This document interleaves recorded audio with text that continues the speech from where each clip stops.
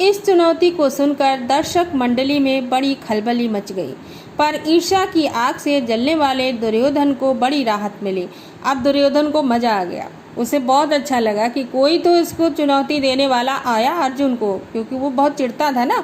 तो अब इस तरह की जब चुनौती उसने आकर के दी, क्योंकि उसे कोई जानता नहीं था, तो दर्शक मंडली जो देखने के लिए लोग आए हुए थे उनमें खलबली मच गई।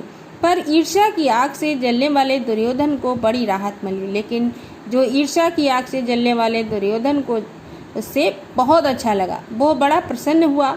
उसने तपाक से कर्ण का स्वागत किया और उसे छाती से लगाकर बोला, कहो कर्ण, कैसे आए, बताओ हम तुम्हारे लिए क्या कर सकते हैं। बड़ा खुश हो गया और उसने कहा कि बड़ा अच्छा हुआ कि तुम आ गए, चलो कैसे आए, कैसे हो, हम तुम्हारे लिए क्या कर सकते हैं। कर्ण बोला, राजन, मैं अर्जुन से द्वंद्व युद्ध और आपसे मित्रता करना चाहता हूँ।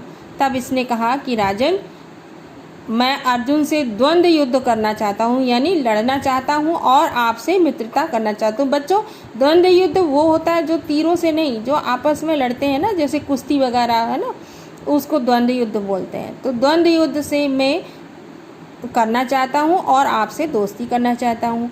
कर्ण की चुनौती को सुनकर अर्जुन को बड़ा तैश आया, यानी गुस्सा आ गया अर्जुन को बहुत। कर्ण ने जब इस तरह से चुनौती दी तो उसे बहुत गुस्सा आ गया। वो बोला, कर्ण, सभा में जो बिना बुलाए आते हैं और जो बिना किसी के पूछे बोलने लगते हैं वे निंदा के योग्य होते हैं। अब ये अर्जुन ने कहा, अर्जुन को गुस्सा आ गया, तैस मतलब गुस्सा। कर्ण ने कहा कि जो सभा में बिना बुलाए आ जाते हैं और बिना किसी के पूछने बोलने लगते हैं वे निंदा के योग्य होते हैं, अर्थात वे बुराई के योग्य होते हैं। यह सुनकर कर्ण ने कहा, अर्जुन, यह उत्सव केवल तुम्हारे लिए ही नहीं मनाया जा रहा है, सभी प्रजाजन इसमें भाग लेने का अधिकार रखते हैं। व्यर्थ डींगे मारने से फायदा क्या, चलो तीरों से बात कर लें। अब यह सुनकर के कर्ण ने कहा, अर्जुन, यह उत्सव जो मनाया जा रहा है ये केवल तुम्हारे लिए ही नहीं, इसमें प्रजा भी भाग ले सकती है, और तुम व्यर्थ की बेकार के डींगे हाँक रहे हो, इनसे कोई मतलब फ़ायदा नहीं है। डींगे मारना मतलब बढ़ चढ़ कर करना। चलो तीरों से बात करें हम लोग, अब युद्ध करें।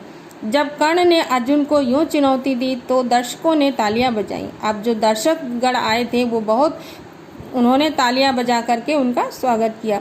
उनके दो दल बन गए, दो समूह बन गए। दल मतलब समूह। एक दल अर्जुन को बढ़ावा देने लगा और दूसरा कर्ण को। एक दल तो अर्जुन को बढ़ावा देने लगा और दूसरा कर्ण को। इसी प्रकार वहाँ इकट्ठी स्त्रियों के भी दो दल बन गए, स्त्रियों के भी दो समूह बन गए। कुंती ने कर्ण को देखते ही पहचान लिया और भय तथा लज्जा के मारे मूर्छित सी हो गई। अब कर्ण ने कुंती ने देखा तो वो पहचान गई कि ये मेरा ही पुत्र है, लेकिन भय और लज्जा शर्म के मारे वो बेहोश हो गई।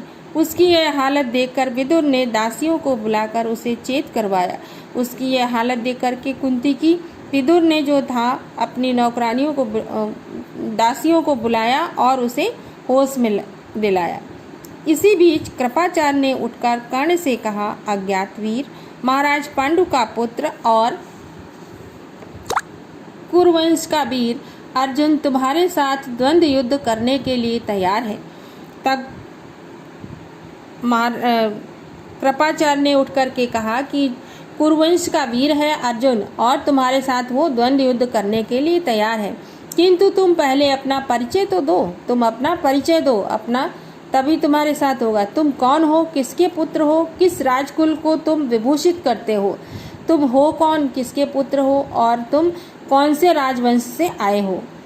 द्वंद्व युद्ध बराबर वालों में ही होता है, जो बराबर के लोग होते हैं उन्हीं में होता है, नौकरों और राजाओं का नहीं होता।